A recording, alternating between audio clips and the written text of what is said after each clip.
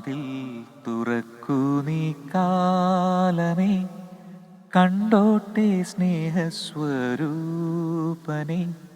കുരിശിൽ പുളയുന്ന നേരത്തും ഞങ്ങൾക്കായി പ്രാർത്ഥിച്ച യേശു മഹേശനെ. വാതിൽ തുറക്കൂ നീ കാലമേ, കണ്ടോട്ടെ സ്നേഹസ്വരൂപനെ. കുരിശിൽ പുളയുന്ന നേരത്തും ഞങ്ങൾക്കായി പ്രാർത്ഥിച്ച യേശു മഹേശനെ.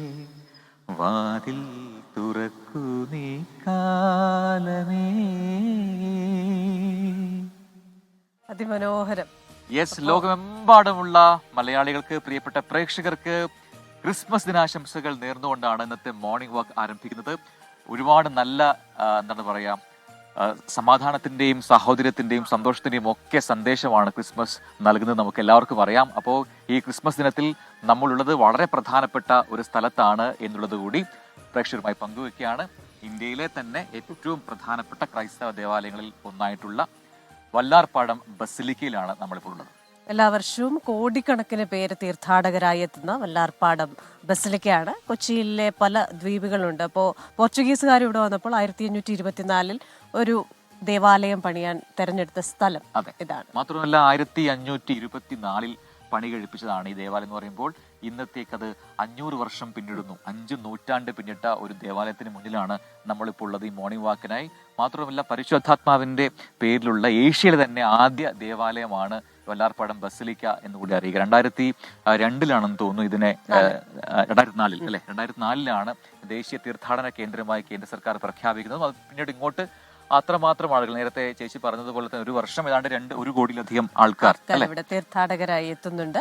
ഇവിടെ വല്ലാർപാടത്തമ്മ എന്നാണ് ഇവിടുത്തെ മാതാവിനെ ഇവിടുത്തെ നാട്ടുകാർ സ്നേഹത്തോടു കൂടെ വിളിക്കുന്നത്. അവരുടെ ഒരു പ്രാദേശികമായ അമ്മയെ പോലെ തന്നെ കണ്ട് ഈ ബസിലിക്കയിൽ ലോകത്തിന്റെ നാനാഭാഗത്തു നിന്നുള്ള ആൾക്കാർ വരും.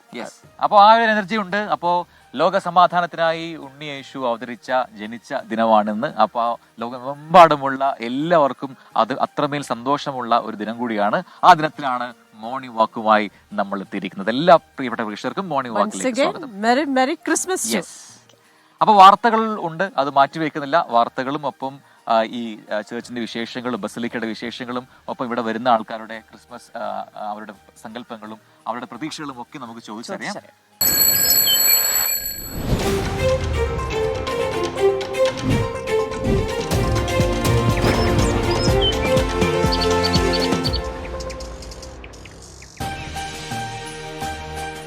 വെൽക്കം ബാക്ക് പ്രിയപ്പെട്ട പ്രേക്ഷകരെ. അപ്പോൾ വൈകി വന്ന പ്രേക്ഷകരോട് ഒരിക്കൽ കൂടി പറയുന്നു, ഇന്ന് ക്രിസ്മസ് ദിനത്തിൽ മോർണിംഗ് വാക്കിനായി നമ്മൾ എത്തിയിരിക്കുന്നത് വല്ലാർപാടം ബസിലിക്കയിലാണ്. വളരെ മനോഹരമായി ബസിലിക്ക ഇന്ന് ഇവിടെ അലങ്കരിച്ചിട്ടുണ്ട്. ക്രിസ്മസ് ദിനമാണ്. ഇവിടെ ഒരുപാട് സ്റ്റാർസ് ഉണ്ട്. മാത്രമല്ല ഈ പറയുന്ന വർണ്ണ വിളക്കുകൾ കൊണ്ടും ഒക്കെ മനോഹരമായ ചില നിർമ്മിതികൾ ഇവിടെ ഉണ്ട് അല്ലെ?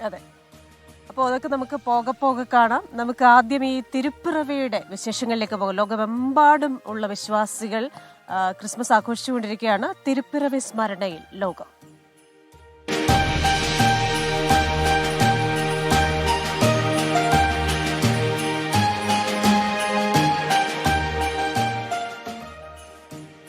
അപ്പോൾ നമ്മുടെ പ്രിയപ്പെട്ട പ്രേക്ഷകരെല്ലാം കമന്റ് ബോക്സിൽ ക്രിസ്മസ് ദിന ആശംസകൾ നേരുന്നുണ്ട്. ഒന്നിനു പിറകെ ഒന്നായി വളരെ പെട്ടെന്നവരുടെ പേരുകൾ നോക്കുന്നു വായിച്ചു പോവാം. Mathew P 100, Minimol, Rasheeda, Unnikumar, Mahesh Mathew, Jijesh G, Rasheeda, George Thomas, Shifa, Romy, Muhammad Ashraf, ഇതെല്ലാവരും.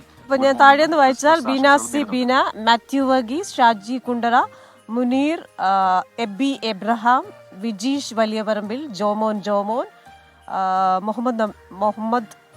മോഹനൻ നമ്പ്യാർ, ജോമോൻ, വിജീഷ്, ഇവരെല്ലാവരും തന്നെ ഹാപ്പി ക്രിസ്മസ് പറയുന്നുണ്ട്. എല്ലാവർക്കും ഹാപ്പി ക്രിസ്മസ്. എനിക്ക് തോന്നുന്നു നമ്മൾ ഈ നേരത്തെ പറഞ്ഞല്ലോ, ഇവിടെ ഈ ബസിലിക്കയുടെ ഒരു ചരിത്രം, ഈ പറയുന്ന പോലെ 5 നൂറ്റാണ്ടിന്റെ ചരിത്രമാണ്. 500 വർഷം പൂർത്തിയാവുകയാണ് ഈ ദേവാലയം നിർമ്മിച്ചിട്ട്. അതുകൊണ്ട് തന്നെ ഇതിനോടകം ഇവിടെ എത്തിയിരിക്കുന്ന തീർത്ഥാടകർ, പല രാജ്യങ്ങളിൽ നിന്നുള്ള തീർത്ഥാടകർ, വിശ്വാസികളും ഒക്കെ വന്നിരിക്കുന്ന ഒരു ബസിലിക്കയ്ക്ക് മുന്നിലാണ് നമ്മളുള്ളത്. പടിപടിയായി ഉയർത്തിയാണ് ഇത് ബസിലിക്കയിലേക്ക് വന്നത് അല്ലേ? അതെ. അപ്പോൾ ആദ്യം ഇത് ഒരു ദേവാലയമായി അത് നിർമ്മാണം നടക്കുന്നു. അതിനുശേഷം ഇത് ഒരു തീർത്ഥാടന കേന്ദ്രമായി കേന്ദ്ര സർക്കാർ തന്നെ പ്രഖ്യാപിക്കുന്നു. നിരവധി ആൾക്കാർ ഇവിടെ വരാറുണ്ട്. അപ്പോൾ വല്ലാർപാടത്തമ്മ എന്നാണ് ഇവിടെ മാതാവിനെ ഇവർ വിളിക്കുന്നത്. അപ്പോൾ അവരുടെ എല്ലാ ആവശ്യങ്ങൾക്കും, അത് പലപ്പോഴും ഈ വെള്ളപ്പൊക്കം, പ്രകൃതിക്ഷോഭങ്ങളൊക്കെ ഉണ്ടാവുമ്പോൾ വല്ലാർപാടത്തമ്മയാണ് വിളിക്കുന്നത്. ഇവിടെ പ്രത്യേകതയുണ്ട് ഇവിടുത്തെ ഒരു നേർച്ചയ്ക്ക്. ഇവിടെ നമ്മൾ അവിടെ ചൂലുകൾ വെച്ചിട്ടുണ്ട്. അപ്പൊ ആ ചൂലെടുത്ത് തൂക്കുകയാണ് ഇവിടുത്തെ ഒരു നേർച്ച എന്ന് പറയുന്നത്. അങ്ങനെ ഓരോ ദേവാലയങ്ങൾക്കും അതിൻ്റെതായ കഥയുണ്ട്, പാരമ്പര്യം ഉണ്ട്, ചരിത്രമുണ്ട്.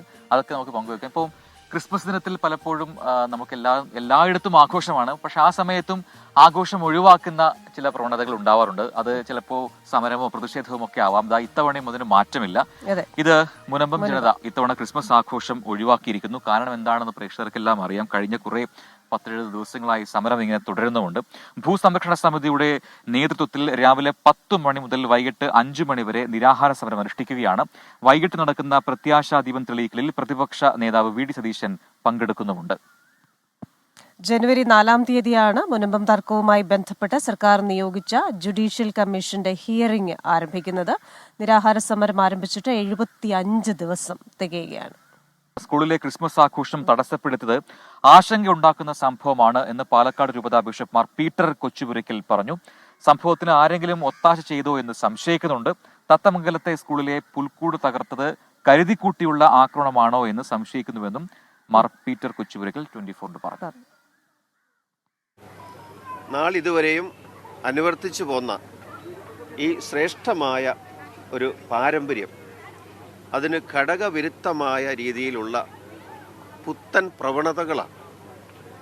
ഇത് എന്തുകൊണ്ട് ഇങ്ങനെ സംഭവിക്കുന്നു, ആരൊക്കെ ഇതിന് ഒത്താശകൾ ചെയ്തു കൊടുക്കുന്നു, തികച്ചും യാദൃച്ഛികമായി ഒരു മുന്നൊരുക്കങ്ങളുമില്ലാതെ നടന്നതാണോ എന്നൊന്നും നമുക്കറിഞ്ഞുകൂടാ. ക്രൈസ്തവരുടെ വിശ്വാസപരമായ കാര്യങ്ങൾക്കെതിരെയുള്ള ചില നീക്കങ്ങൾ, അതിൻ്റെ ഏറ്റവും പുതിയ മുഖങ്ങൾ ഈ പാലക്കാട് കണ്ടു തുടങ്ങുന്നു. അത് ആശങ്കാജനകമാണ്. ആ രീതിയിലാണ് പ്രതികരണങ്ങൾ വരുന്നുണ്ട്. ഈ പറയുന്നത് ഇത്തരം സംഭവങ്ങൾ ഒരിക്കലും ഉണ്ടാകാൻ പാടില്ല എന്ന് തന്നെയാണ് പൊതുസമൂഹത്തിന്റെ മൊത്തത്തിലുള്ള അഭിപ്രായം, അല്ലെ? അതെ. ഇനി നമ്മൾ പത്തനംതിട്ട കോന്നി കല്ലേലി പാലത്തിന് സമീപം ഒരു വാഹനാപകടമുണ്ടായി. രാവിലെ നമ്മൾ ഇത്തരം വാർത്തകൾ പറയാൻ ഇടയാകരുതേ എന്ന് പറഞ്ഞാണ് വരുന്നത്. പക്ഷേ ക്രിസ്മസ് ദിനത്തിലും അതൊരു മാറ്റമില്ല എന്നുള്ളതാണ്. നിയന്ത്രണം വിട്ട കാർ വീടിന്റെ മതിലിലേക്ക് ഇടിച്ചു കയറുകയായിരുന്നു. കാർ യാത്രക്കാരായ 2 പേർക്ക് പരിക്ക് ഉണ്ടായിട്ടുണ്ട്. വാഹനത്തിൽ നിന്ന് മദ്യക്കുപ്പികൾ കണ്ടെടുത്തു. ശ്രീകുമാർ ഒരിക്കൽ കൂടി ചേരുന്നുണ്ട് പത്തനംതിട്ടയിൽ നിന്ന് വിവരങ്ങളുമായി. ശ്രീത്ത്, എപ്പോഴായിരുന്നു ഈ സംഭവം? എന്താണ് നമുക്ക് മനസ്സിലാക്കാൻ കഴിയുന്ന മറ്റു കാര്യങ്ങൾ? ഇന്നലെ രാത്രി 12:30 പ്രജിൻ ക്രിസ്റ്റീന ഇത്തരത്തിൽ ഒരു അപകടം നടന്നത്. നാട്ടുകാർ തന്നെയാണ് പെട്ടെന്ന് ഓടി പുറത്തിറങ്ങിയത്. വലിയ ശബ്ദമായിരുന്നു കേട്ടതെന്ന് മനസ്സിലാക്കുന്നു. എന്തായാലും ഈ കാറിൽ 2 പേരുണ്ടായിരുന്നു. ഈ 2 പേർക്കും ഗുരുതര പരിക്കേറ്റിട്ടുണ്ട്. ഇവർ ചോരയിൽ കുളിച്ചു കിടക്കുന്നതാണ് നാട്ടുകാർ കണ്ടത്. എന്തായാലും ഈ കാറിൽ നിന്ന് മദ്യക്കുപ്പികൾ അടക്കം കണ്ടെടുത്തിട്ടുണ്ടെന്ന് പറയുന്നു. ഇവർ മദ്യപിച്ചിട്ടുണ്ടോ ഇല്ലയോ എന്ന കാര്യത്തെക്കുറിച്ചൊന്നും ഒരു വ്യക്തത ഇതുവരെ വന്നിട്ടില്ല. കൂടുതൽ പോലീസ് സ്ഥലത്ത് എത്തിയിട്ടുണ്ട്, അന്വേഷണം നടത്തുന്നുണ്ട്. 2 പേരെ, ഒരാളെ പത്തനംതിട്ട ഗവൺമെന്റ് ആശുപത്രിയിലും ഒരാളെ പത്തനംതിട്ടയിലെ തന്നെ സ്വകാര്യ ആശുപത്രിയിലും. ഈ ഗുരുതര പരിക്കേറ്റത് ഡ്രൈവർക്കാണ് എന്നാണ് മനസ്സിലാക്കുന്നത്. എന്തായാലും ഈ 2 പേരെയും ആശുപത്രിയിൽ പ്രവേശിപ്പിച്ചിട്ടുണ്ട്. മുത്തൂറ്റ് ആശുപത്രിയിലാണ് ഗുരുതര പരിക്കേറ്റയാളുള്ളത്. ഈ ഒരു ഘട്ടത്തിൽ ഇയാൾക്ക് സാരമായ രീതിയിൽ തന്നെ പരിക്കേറ്റിട്ടുണ്ട്. അവിടെ തീവ്രപരിചരണ വിഭാഗത്തിലാണ്. എന്തായാലും പോലീസ് ഈ കാറെല്ലാം തന്നെ ആ പ്രദേശത്ത് നിന്ന് താൽക്കാലികമായി മാറ്റിയിട്ടുണ്ട്. ഇവർ മദ്യപിച്ചിട്ടുണ്ടോ എന്ന കാര്യത്തെക്കുറിച്ചൊരു വ്യക്തത ഇതുവരെ വന്നിട്ടില്ല. മദ്യക്കുപ്പികൾ കാറിൽ നിന്ന് കണ്ടെടുത്തിട്ടുമുണ്ട്. ശരി, ശ്രീകുമാറിനാണ് വിവരങ്ങൾ നൽകിയത് പത്തനംതിട്ടയിൽ നിന്നും.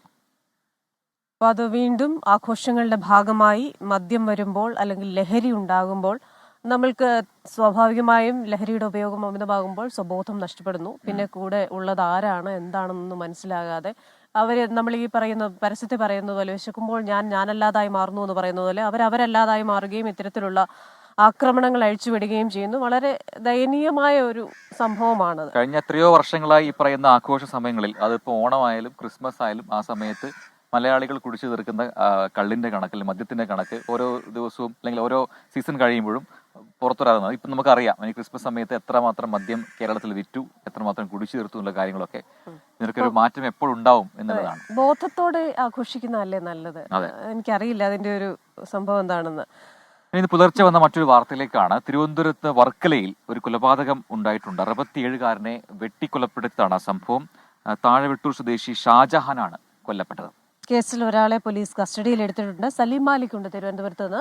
Saleem, merry Christmas. പക്ഷേ വാർത്ത അത്ര നല്ലതല്ല. എന്നാലും നമുക്ക് സലീമിന് മെറി ക്രിസ്മസ് പറയാതിരിക്കാനാവില്ലല്ലോ. അപ്പോൾ ഇതെന്താണ് സംഭവിച്ചത്? എന്തായിരുന്നു ഇത്തരത്തിൽ ഈ 67-കാരനെ വെട്ടിക്കൊലപ്പെടുത്താനുണ്ടായ പ്രകോപനം? ക്രിസ്റ്റീന, പ്രജിൻ, സംസ്ഥാനം മുഴുവൻ ഈ ക്രിസ്മസിന്റെ ആഘോഷത്തിൽ കടന്നിരുന്ന രാത്രിയിലാണ് ഇന്നലെയാണ് അങ്ങേയറ്റം നിർഭാഗ്യകരമായ ഈ സംഭവം ഉണ്ടാകുന്നത്. വർക്കല താഴെവെട്ടൂരിൽ വെച്ചാണ് ഈ സംഭവം ഉണ്ടാകുന്നത്. താഴെവെട്ടൂർ സ്വദേശിയായ ഷാജഹാനെയാണ് 5-അംഗ മദ്യപ സംഘം വെട്ടിക്കൊലപ്പെടുത്തിയത്. ഈ മദ്യപിച്ചെത്തിയ ഈ 5-അംഗ സംഘവുമായി ഷാജഹാൻ വഴക്കായി എന്നുള്ളതാണ് പോലീസ് പറയുന്നത്. അതിന്റെ കാരണം ഉൾപ്പെടെ ഇപ്പോഴും വ്യക്തമല്ല. എന്തായാലും ആ വഴക്കിനൊടുവിൽ പ്രതികൾ കയ്യിൽ കത്തിയിരുന്ന ആയുധമെടുത്ത് ഷാജഹാനെ വെട്ടുകയായിരുന്നു. വെട്ടിയതിനു ശേഷം ആളുകൾ അവിടെയൊക്കെ കൂടുകയും ഇന്നലെ രാത്രി 9:30 ഈ സംഭവം ഉണ്ടാകുന്നത്. അതിനുശേഷം ആളുകൾ അവിടെയൊക്കെ കൂടുകയും ഷാജഹാനെ വർക്കല താലൂക്ക് ആശുപത്രിയിലേക്ക് ആദ്യം എത്തിച്ചു. ഗുരുതരമായതിനാൽ പിന്നീട് തിരുവനന്തപുരത്തെ ഒരു സ്വകാര്യ ആശുപത്രിയിലേക്ക് എത്തിച്ചു. പക്ഷേ ജീവൻ രക്ഷിക്കാനായില്ല. അതിനുശേഷം ഈ 5-അംഗ സംഘവും അവിടെ നിന്ന് ഈ ആക്രമണം കഴിഞ്ഞ ശേഷം 5-അംഗ സംഘവും അവിടെ നിന്ന് പോരുന്നു. പക്ഷേ വർക്കല പോലീസ് ഇതിൽ നിന്ന് ഒരാളെ കസ്റ്റഡിയിൽ എടുത്തിട്ടുണ്ട്. ബാക്കിയുള്ള 4 പേരെ കൂടി വളരെ വേഗത്തിൽ കസ്റ്റഡിയിലെടുക്കാൻ കഴിയും എന്നുള്ളതാണ് പോലീസ് പറയുന്നത്. ഈ മദ്യപിച്ചതിനെ ചൊല്ലിയുണ്ടായ തർക്കമാണ് ഇത്തരം കൊലപാതകത്തിലേക്ക് നയിച്ചത് എന്നാണ് പറയുന്നത്. എന്തായാലും അങ്ങേയറ്റം നിർഭാഗ്യകരമായ ഒരു സംഭവമാണ്. സംസ്ഥാനം മുഴുവൻ ക്രിസ്മസിന്റെ ആഘോഷ ലഹരിയിൽ നിന്നപ്പോൾ മറ്റൊരു ലഹരി മൂലം ഒരു ജീവൻ നഷ്ടപ്പെടുന്ന ഒരു സാഹചര്യം ഉണ്ടായത്. ക്രിസ്റ്റീന, പ്രജിൻ. സലീം മാലിക്കാണ് ആ വാർത്തയുടെ കൂടുതൽ വിവരങ്ങൾ നൽകിയത്. എന്തായാലും അത്തരം സംഭവങ്ങളും ഉണ്ട് എന്നതാണ്. ഇന്ന് നമുക്ക് അതിന് മാറ്റമില്ല. ഈ ക്രിസ്മസ് ദിനത്തിലും കൊലപാതകത്തിന്റെയും അപകടത്തിന്റെയും ഒക്കെ വാർത്തകളാണ് പ്രേക്ഷകരുമായി ആദ്യം പങ്കുവെക്കാനുള്ളത് എന്നത് നമുക്കും അത്ര സുഖമുള്ള കാര്യമല്ല.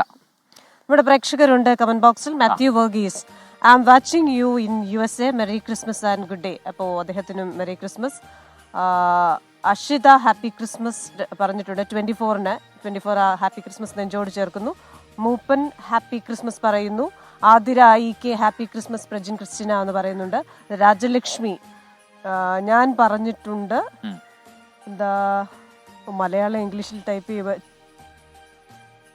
മനസ്സിലാകുന്നില്ല, പതുക്കെ വായിച്ച് മനസ്സിലാക്കാൻ പറയുന്നു. കാരൽ സംഘത്തിന് നേരെയുള്ള ആക്രമണം ന്യായീകരിക്കാൻ പറ്റാത്തതാണ്. സമാധാനം സന്ദേശമാകുന്ന ആഘോഷ ദിനത്തിൽ കള്ളു കുഴിച്ച് അക്രമം നടത്തുക എന്നത് ചിലരുടെ ഹോബിയായി മാറിയിരിക്കുന്നു എന്നാണ് റീന ചേച്ചി പറയുന്നത്. അതെ, അതുപോലെ തന്നെ സ്വാമി തങ്കപ്പൻ ഹൃദയം നിറഞ്ഞ ക്രിസ്മസ് ആശംസകൾ. Adarsh happy Christmas.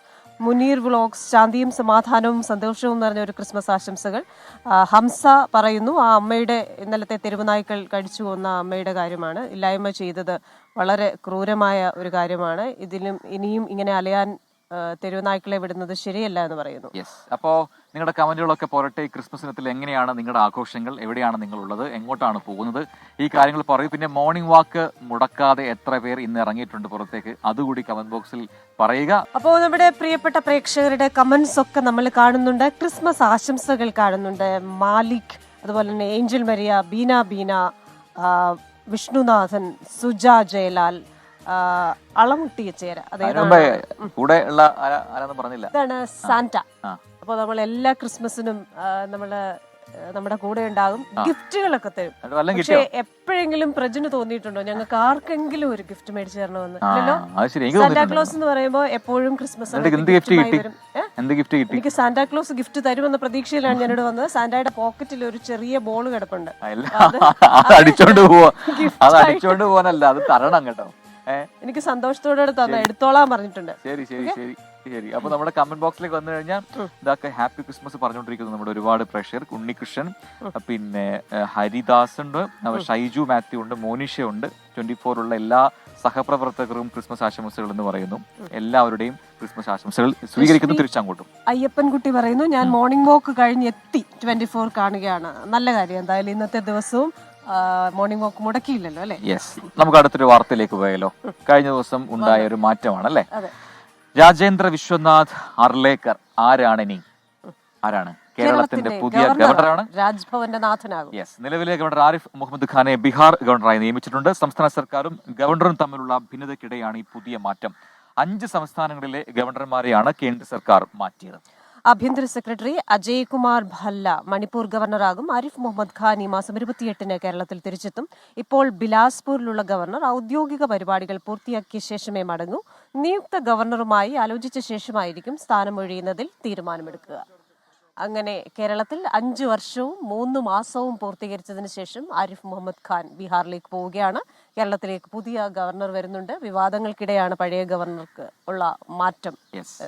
അപ്പൊ എന്തായാലും ആരിഫ് മുഹമ്മദ് ഖാൻ എന്ന് പറയുമ്പോൾ ഈ പറയുന്ന 5 വർഷത്ത് ഒരുപാട് സംഭവങ്ങളിലൂടെ അദ്ദേഹത്തിന്റെ പേര് പലപ്പോഴും മാധ്യമങ്ങൾ റിപ്പോർട്ട് ചെയ്യേണ്ടി വന്നു, അല്ലെങ്കിൽ മാധ്യമങ്ങൾ വാർത്തയായി വന്നു. കേരളത്തിന്റെ ഭരണത്തലവൻ എന്ന നിലയിൽ 5 വർഷത്തിലേറെ സജീവ ഇടപെടലുകൾ നടത്തിയ ശേഷമാണ് ആരിഫ് മുഹമ്മദ് ഖാൻ രാജ്ഭവന്റെ പടിയിറങ്ങുന്നത്. വിസിമാരെ നിയമിക്കാൻ സ്വന്തം നിലയ്ക്ക് സെർച്ച് കമ്മിറ്റി രൂപീകരിച്ചും താല്പര്യമുള്ളവരെ സെനറ്റിലേക്ക് നാമനിർദ്ദേശം ചെയ്തുമെല്ലാം ഗവർണർ സർക്കാർ പോരിന് ആക്കം കൂട്ടി. ബില്ലുകൾ ഒപ്പുവെക്കുന്നതിൽ ചോദ്യമുന്നയിച്ചും ചിലപ്പോൾ ഒപ്പിടാതെ പിടിച്ചുവെച്ചും മറ്റു ചിലപ്പോഴൊക്കെ തിരസ്കരിച്ചും ആരിഫ് മുഹമ്മദ് ഖാൻ താനൊരു റബ്ബർ സ്റ്റാമ്പല്ലെന്ന് സ്വയം പ്രഖ്യാപിച്ചുകൊണ്ടേയിരുന്നു. നയപ്രഖ്യാപന പ്രസംഗത്തിൽ ഒപ്പിടാൻ ഉപാധി വെച്ചുകൊണ്ട് സർക്കാരിനെ മുൾമുനയിൽ നിർത്തിയതും കരിങ്കൊടിക്കാരെ നേരിടാൻ തെരുവിലിറങ്ങിയതും 9 സർവകലാശാല വിസിമാരെ ഒറ്റയടിക്ക് പിരിച്ചുവിട്ടതും മുഖ്യമന്ത്രിക്കും മന്ത്രിമാർക്കുമെതിരെ ഗുരുതര രാഷ്ട്രീയ ആരോപണങ്ങൾ ഉന്നയിച്ചതുമെല്ലാം ആരിഫ് മുഹമ്മദ് ഖാന്റെ കാലത്തെ അസാധാരണ സംഭവങ്ങളായിരുന്നു. വിവാദങ്ങളുടെ നിരന്തര സഹയാത്രികനായിരിക്കുമ്പോഴും ഗവർണർ പദവിയെയും രാജ്ഭവനെയും ജനകീയമാക്കിയതും ആരിഫ് മുഹമ്മദ് ഖാനാണ്. ജനങ്ങളുടെ പരാതി കേൾക്കാനും അതിൽ ഇടപെടുന്നതിനുമായി രാജ്ഭവന്റെ വാതിലുകൾ തുറന്നിട്ടു. പ്രോട്ടോകോളിന്റെ കാർക്കശ്യമില്ലാതെ ആഘോഷ പരിപാടികൾക്ക് ആതിഥേയനായി. പുറത്തെ ചെറിയ പരിപാടികളിൽ പോലും പങ്കെടുക്കാൻ സന്നദ്ധനായതും ആരിഫ് മുഹമ്മദ് ഖാന്റെ പ്രത്യേകതയായിരുന്നു. രാജ്ഭവനിൽ വാർത്താസമ്മേളനം നടത്തിയും അദ്ദേഹം ചരിത്രം സൃഷ്ടിച്ചു. എല്ലാ പ്രധാന വിഷയങ്ങളിലും മാധ്യമങ്ങളോട് പ്രതികരിക്കുന്നതും ആരിഫ് മുഹമ്മദ് ഖാന്റെ ശീലമായിരുന്നു. ഇനി ഇതെല്ലാം ബീഹാറിൽ പ്രതീക്ഷിക്കാം. 24 തിരുവനന്തപുരം. എന്തായാലും ഈ 5 വർഷക്കാലത്തിനിടയിൽ ഗവർണർ സർക്കാർ പോര് എന്ന തലക്കെട്ടിൽ എത്ര തവണ വാർത്തകളുണ്ട് എന്ന് എനിക്ക് കൗണ്ട് ചെയ്യാൻ തന്നെ അറിയില്ല. അത്രമാത്രം സമയത്ത് അത്രമാത്രം ദിനങ്ങളിൽ ഈ വാർത്ത ഉണ്ടായതാണ്. അപ്പൊ ചോദ്യം ഇതാണ്, ഇനി പുതിയൊരു ഗവർണർ വരുമ്പോൾ ഈ സർക്കാർ ഗവർണർ പോയിൽ ഒരു അയവുണ്ടാകുമോ? സ്വാഭാവികമായിട്ടും വരുന്ന ചോദ്യമാണ് അല്ലേ? എന്നാൽ ആരിഫ് മുഹമ്മദ് ഖാന് പകരം വരുന്ന രാജേന്ദ്ര ബിശ്വനാഥ് ആർലേക്കർ RSS വഴി BJPയിലെത്തിയ തികഞ്ഞ രാഷ്ട്രീയക്കാരനാണ്. അപ്പോ ആ ചോദ്യത്തിന് എന്താണ് ഉത്തരം നമുക്ക് കാണേണ്ടിയിരിക്കും. നിയമസഭയിലെ പ്രതിപക്ഷത്തിന് പുറമെ രാജ്ഭവനിൽ അതിനേക്കാൾ വീര്യം കൂടിയൊരു പ്രതിപക്ഷം. അങ്ങനെയാണ് ഗവർണർ ആരിഫ് മുഹമ്മദ് ഖാനെ സംസ്ഥാനത്തെ ഭരണമുന്നണി കണ്ടുപോകുന്നത്. ഗവർണറെ മാറ്റിയെന്ന വാർത്ത കേട്ടപ്പോൾ 2 വശത്തായി പോരടിച്ചു നിന്ന സംഭവബഹുലമായ കാലത്തിന് അറുതി വരുമോ എന്നാണ് ഭരണനേതൃത്വത്തിന്റെ മനസ്സിലേക്ക് ഓടിയെത്തിയ ആദ്യ ചിന്ത. എന്നാൽ ആരിഫ് മുഹമ്മദ് ഖാനേക്കാൾ സംഘപരിവാർ രാഷ്ട്രീയം മുറുകെ പിടിക്കുന്ന തനി രാഷ്ട്രീയക്കാരനാണ് ഇനി ഗവർണറായി വരുന്ന രാജേന്ദ്ര വിശ്വനാഥ് ആർലേക്കർ. 2 കൊല്ലത്തിൽ താഴെ BJPയിൽ പ്രവർത്തിച്ച ബന്ധം മാത്രമേ ആരിഫ് മുഹമ്മദ് ഖാൻ ഉണ്ടായിരുന്നുള്ളൂ. ചെറുപ്പത്തിലെ RSS ശിക്ഷണം കിട്ടി വളർന്ന ഗോവക്കാരനായ ആർലേക്കറിന് അയൽ സംസ്ഥാനമായ കേരളത്തിന്റെ രാഷ്ട്രീയം അത്ര അപരിചിതമായിരിക്കില്ല. അതുകൊണ്ടുതന്നെ രാജ്ഭവനുമായുള്ള ബന്ധം ഊഷ്മളമാകുമെന്ന വലിയ പ്രതീക്ഷയൊന്നും ഭരണനേതൃത്വം വെച്ചു പുലർത്തുന്നില്ല. എങ്കിലും വിട്ടുവീഴ്ചയില്ലാത്ത പ്രകൃതമുള്ള ആരിഫ് മുഹമ്മദ് ഖാന്റെ അത്ര പോരാട്ടവീര്യം കാണില്ലെന്ന പ്രതീക്ഷയിലാണ് ഭരണമുന്നണി. 24 തിരുവനന്തപുരം. അപ്പോൾ അതാണ് എന്തായാലും എന്താണ് നേരത്തെ ചേച്ചി പറഞ്ഞതുപോലെ തന്നെ ഈ ഗവർണർ സർക്കാർ പോര് അത് ഇനി കൂടുതൽ ശക്തമായിട്ട് തുടരുമോ, അല്ല പോരിന് മറ്റൊരു മുഖമുണ്ടാകുമോ, ഇതൊക്കെ കാത്തിരുന്ന് കാണാം. നമുക്ക് നല്ല കാര്യം തന്നെ പ്രതീക്ഷിക്കാം, നല്ലത് സംഭവിക്കുമെന്ന പ്രതീക്ഷ. അപ്പോ നമ്മുടെ പ്രിയപ്പെട്ട പ്രേക്ഷകരും റീന സതീശൻ എന്നാ പിന്നെ അതായത് സർക്കാർ ഗവർണർ യുദ്ധം നമ്മൾക്ക് കാണാം എന്ന് രണ്ടാം സർക്കാർ ഗവർണർ യുദ്ധം കാണാം എന്നൊരു കാര്യം പറയുന്നുണ്ട്. അപ്പോ പൈ വന്ന പ്രേക്ഷകരോട് ഒരിക്കൽ കൂടി പറയുന്നു, ഇന്ന് മോർണിംഗ് വാക്കിനെ നമ്മൾ എത്തിയിരിക്കുന്നത് ഏഷ്യയിലെ തന്നെ പ്രധാനപ്പെട്ട ക്രൈസ്തവ ദേവാലയങ്ങളിൽ ഒന്നായിട്ടുള്ള നമ്മുടെ വല്ലാർപാടം ബസിലിക്കയിലാണ്. ബസിലിക്കയായി ഉയർത്തപ്പെട്ട ശേഷം ഇതിനെ കേന്ദ്ര സർക്കാർ ഒരു ദേശീയ തീർത്ഥാടന കേന്ദ്രമായി മാറ്റിയതാണ്. 500 വർഷത്തെ പഴക്കമുണ്ട്, 5 നൂറ്റാണ്ടിന്റെ കഥകളുണ്ട് അല്ലെ. മാത്രമല്ല പ്രജിൻ, ഈ ദേവാലയത്തിന്റെ ഈ വശങ്ങളിൽ നമ്മൾ നോക്കിക്കഴിഞ്ഞാൽ യേശുവിന്റെ ജീവിതം, അതായത് ജനനം മുതൽ സ്വർഗാരോഹണം വരെയുള്ള ആ ജീവിതം ഓരോ ഇടത്തും പ്രത്യേക രീതിയിലാണല്ലോ. കുറച്ച് നമുക്ക് പ്രേക്ഷകർക്ക് കാണിച്ചു കൊടുക്കാം. ആ രീതിയിലാണ് അതിനെ ഒരുക്കിയിരിക്കുന്നത്. അപ്പോൾ ഒരുപാട് കാഴ്ചകളോട് കാണാനുണ്ട്. മാത്രമല്ല ഈ ചരിത്രം ഇങ്ങനെ പഠിക്കാനും പറ്റും.